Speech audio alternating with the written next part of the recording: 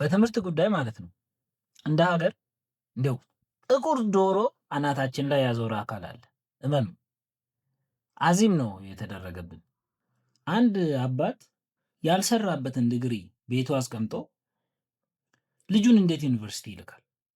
ኢኮኖሚያዊ እድገትና ነፃነት እንደማይሰጥ እያየ በተለይ በቅርብ ጊዜ ወዲህ እንደው ምን ይሁን ብሎ ነው ዩኒቨርሲቲ የሚልከው? ትምህርት ኢትዮጵያ ውስጥ ከቁሳዊ ኢንቨስትመንት ያለፈ ነው። ቃል ኪዳን ነው፣ ስምምነት ነው።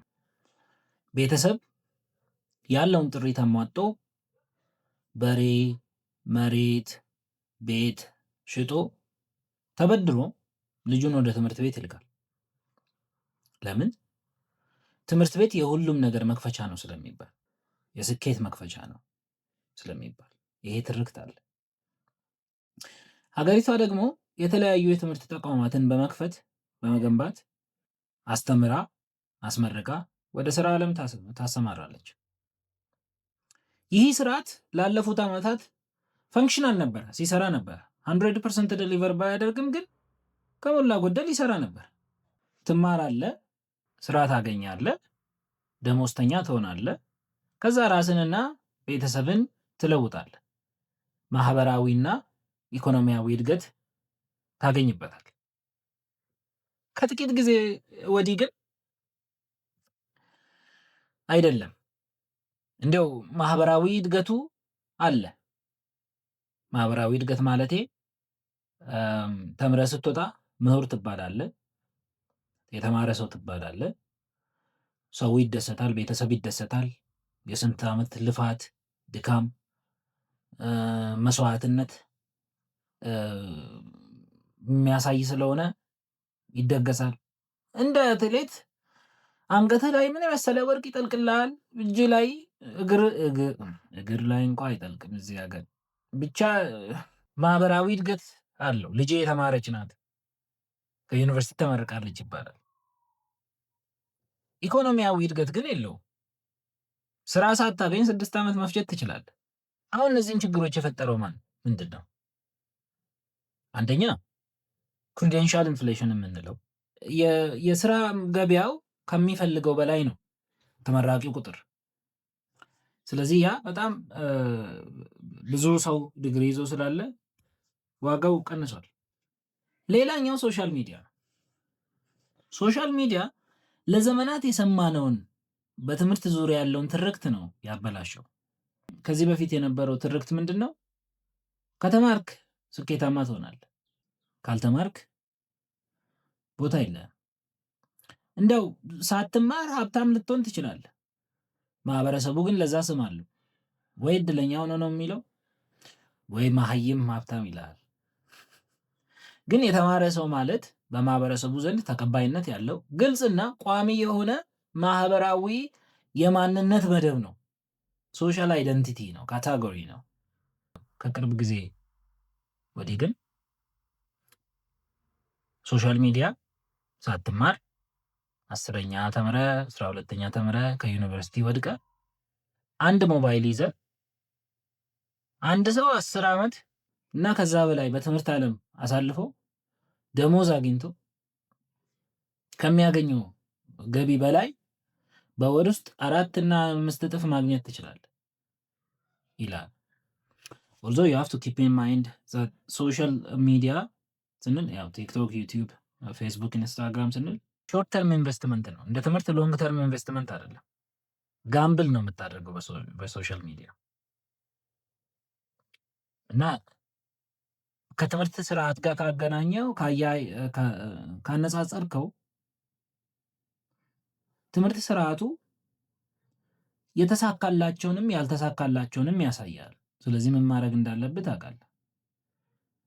ሶሻል ሚዲያው ግን የተሳካላቸውን ብቻ ነው የሚያሳይ፣ ያልተሳካላቸው የሉም።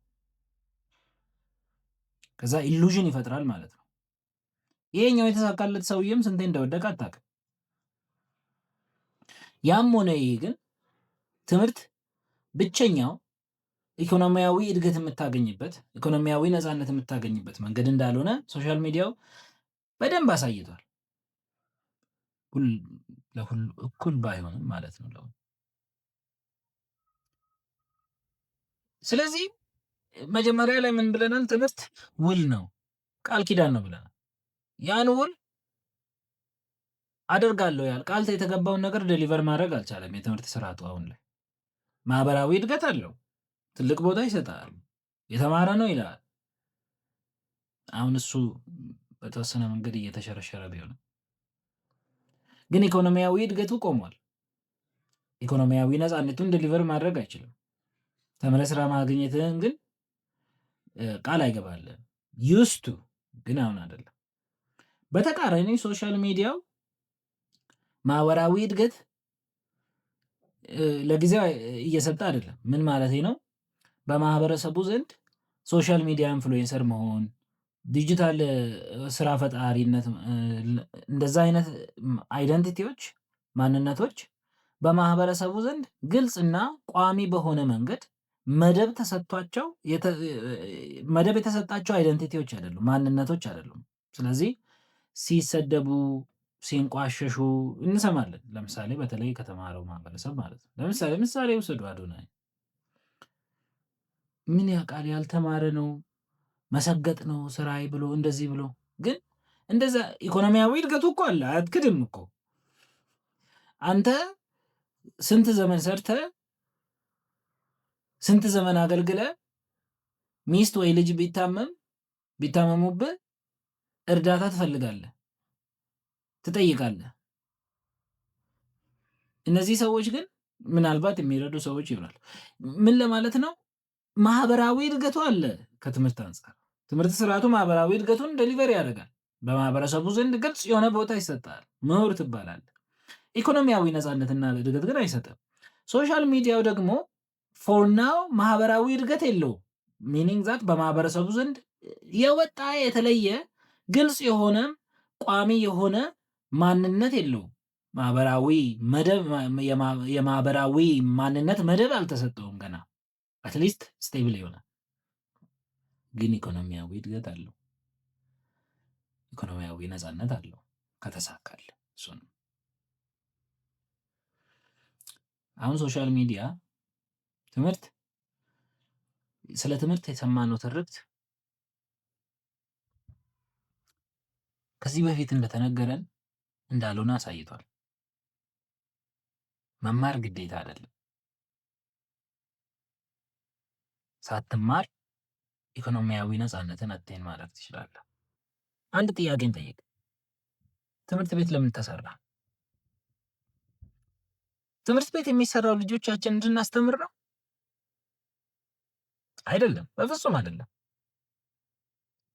ትምህርት ቤት የሚሰራው ስርዓቱን ለማገልገል ብቁ የሆኑ ሰዎችን ለማፍራት ነው። በአንድ በኩል ኔጌቲቭም ፖዚቲቭም አለው። በአዎንታዊ ጎኑ አዎ አገሪቷ የያዘችውን ግብ እንድታሳካ ኢንጂነሮችን፣ ዶክተሮችን፣ አድሚኒስትሬተሮችን ፕሮዲስ ያደርጋል። አት ሴም ታይም ግን ስርዓቱን ለማገልገል የሚያመቹና ብቁ የሆኑ ሰዎችን ለማፍራት ነው። ለምሳሌ የኃይለ ሥላሴን እና የደርግን ስርዓት ይሁት። ኃይለ ሥላሴ ትምህርት ስርዓቱን ለምንድነው የፈለጉት? እንደው በቃ ህዝቡ እውቀት ኖሮት ጠያቂ እንዲሆን ነው። አድሚኒስትሬቲቭ እንደ ኢንተሌክቹዋል ቤዝ ነው የፈለጉት። ስርዓቱን ለማገልገል ብቁ የሆኑ ሰዎችን ለማፍራት ነው። ደርግም እንደዛ ዘመቻ ብሎ የትምህርት ዘመቻ ብሎ ሲወጣ ዋና ኢምፕሎየር ዋና ቀጣሪ መንግስት ስለነበረ ተምረህ ስትጨርስ የምትሆነው ነገር ምንድነው? አብዮቱን ማገልገል ነው። ትምህርት ቤት የሚገነባው አንተን ለማስተማር አይደለም። በፍጹም ጊዜያችንን ፎርሙላ በመሸምደድ ዓመተ ምህረት በመሸምደድ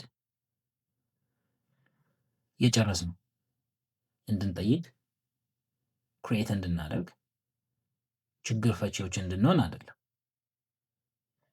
አይዲዮሎጂካል አፓራቱስ ነው ስኩል በአንድ በኩል። ሌላ ጥያቄ እንጠይቅ። ያ አባት ያልሰራበትን ዲግሪ ይዞ ልጁን ለምንድን ነው ትምህርት ቤት የሚለው ዩኒቨርሲቲ የሚለው? በተለይ ይሄ አባት በደርግ ዘመን የኖረ ሰው ከሆነ ምክንያቱም ልንረዳ እንችላለን። አንደኛ በደርግ ዘመን መንግስት ቤት ሊወስድብህ ይችላል፣ ቤተሰብን ሊወስድብህ ይችላል፣ መሬት ሊወስድብህ ይችላል፣ ስልጣን ሊወስድብህ ይችላል። የማይወስድብህ ነገር ቢኖር እውቀትና ትምህርት። ስለዚህ ምንም ነገር ቤተሰቦቻችን ሲያስቡ ምንም ነገር የሚወሰድበት ምንም ነገር ቋሚ ያልሆነበት ማንም ምንም ሊወስድበት የሚችለው ዓለም ላይ የማይወሰድበት አንድ ነገር ትምህርት ነው። የሚቀርልህ አንድ ነገር ትምህርት ነው። ስለዚህ ይሄ አሁን ኢንተርጀነሬሽናል ትራውማ ነው። ከትውልድ ወደ ትውልድ የሚሸጋገር ፊር ነው፣ ፍራቻ ነው። ልጄን እንደው እኔ ከሞትኩ በኋላ አንድ የምሰጠው ነገር ምንድን ነው? የማይወሰድበት ነገር ምንድን ነው? ትምህርት። ስለዚህ ትምህርት ቤት እንላካለን። ግን ይሄ ለትምህርት ያለው ቦታ እነሱ ከኖሩበት አውድ ነው፣ ከኖሩበት የሃይማኖታዊ፣ ፖለቲካዊ፣ ማህበራዊ፣ ኢኮኖሚያዊ አውድ ነው የሚመነጨው። ያን ፍራቻ የፈጠረው አውድ አሁን የለም። ፊሩ ግን አለ፣ እንደ ስርዓት ይተላለፋል ማለት ነው። ሌላኛው ህዝቡን ማን ነው የሚመራው የሚለው ነው። አሁን ላይ ደግሞ የፖለቲካው ማለት አይደለም። ለምሳሌ ድሮ ተቋሞች ናቸው ሰዎችን አድሚኒስትሬሽን፣ ለምሳሌ ቤተክርስቲያን ይሄ ሰው ይምራ ስትል ሰውየውን ላታውቁት ትችላላችሁ፣ ግን ተቋሟን ስለምታምኑ ሰውየውን እሺ ብላችሁ ትታዘዛላችሁ፣ የሚያወጣውን ህግ ታከብራላችሁ። ከዛ ያው የቤተ ክርስቲያን እንደዚህ የማድረግ አቅም ደግሞ ሲቀር ወደ ዩኒቨርሲቲ መጣም ማለት ነው። ዩኒቨርሲቲዎች ሰርቲፊኬሽን ይሰጣሉ። ይህ ሰው ብቁ ነው፣ ተቋም መምራት ይችላል፣ ዲሲፕሊንድ ነው፣ ተምሮ ተመርቆ ይላል። ከዛ ተቋሙ ስለሚታመን አሁን ግን ከኮቪድ በኋላ ካያችሁ ሃይማኖትም ዩኒቨርሲቲም ሳይሆን ሞር ኢንፍሉዌንሰር ነው የሚታመነው። ሶሻል ሚዲያው ማህበረሰቡ ተቋምን ከማመን በቀጥታ ድምፅ የሚሆንለትንና ነገሮችን የሚናገርለትን አካል እንዲመርጥ ያደርጋል። ስለዚህ ኤጁኬትድ ማን ወይም ደግሞ የተማረ ምሁር የምንለው ሰው በጣም ችግር ውስጥ ነው ያለው፣ እየተሸረሸረ ያለ ማንነት ይመስላል። ስለዚህ አሁን ሁሉንም አንድ ላይ ስንሰበስብ የሚገባን ነገር ምንድን ነው? ትምህርት በአንድ በኩል ስርዓቱን ለማገልገል ብቁ የሆኑ ሰዎችን የምናፈራበት መንገድ ነው። የትኛውም ስርዓት ራሱን ፕሪዘርቭ ማድረግ መቻል አለበት። ምንም ይሄ ክፉ ነገር አይደለም። ካልሆነ አይሆንም፣ ስርዓቱ አይቀጥልም። ይሄ አሁን ሰዎችን ለሁለት ጎራ ይከፍላል። አንደኛው ትምህርት ሁል ጊዜ ትምህርት ነው፣ ሶሻል ሚዲያ ቆሻሻ ነው የሚል ነው። ሌላኛው ደግሞ እባክህ ትምህርት ህይወትን፣ ወጣትነትን የምታቃጥልበት ቦታ ነው፣ ሶሻል ሚዲያው ላይ ብትሰራ ተፍተፍ ብትል ይሻላል ይላል። ሁለቱም ግን የማይጠይቁት ጥያቄ አለ። የትምህርት ስርዓቱ ሶሻል ሚዲያውም የማይጠይቀው ጥያቄ አለ፣ የሚፈሩት ጥያቄ። ሀገራችን ለአመታት የተማረ ስራ እንደማያገኝና ኢኮኖሚያዊና ማህበራዊ እድገት ማግኘት እድል እንደሚኖረው ነግራን ነው ያደግነው። ያ ሳይሆን ሲቀር የተገባልን የተስፋ ቃል ሳይሆን ሲቀር ተምረን ስራ ማግኘት ሲያቅተን ተምረን የራሳችንና የቤተሰባችንን ህይወት መቀየር ሳንችል ተጠያቂው ማን ነው? ትምህርት የሁሉም ነገር መክፈቻ ነው ተብለን አደግን። ትምህርት በማህበረሰቡ ዘንድ የሆነ ቦታ ይሰጣል፣ ኢኮኖሚያዊ ነፃነትና እድገት ይሰጣል፣ ህዝብን ታገለግላለህ፣ ማህበረሰብን ታገለግላለህ ተብለን አደግን። ግን ያን ማግኘት ሳንችል ስንቀርስ፣ ለዛ ነው ሶሻል ሚዲያው ከየትኛውም ጊዜ የበለጠ ስትሮንግ ነው የሚታየው። ሀሳባችሁን ከታች አስቀምጡልኝ። ሰብስክራይብ አድርጉ፣ ሼር አድርጉ። ፍራኦል ኪዳኔ ነኝ። አመሰግናለሁ።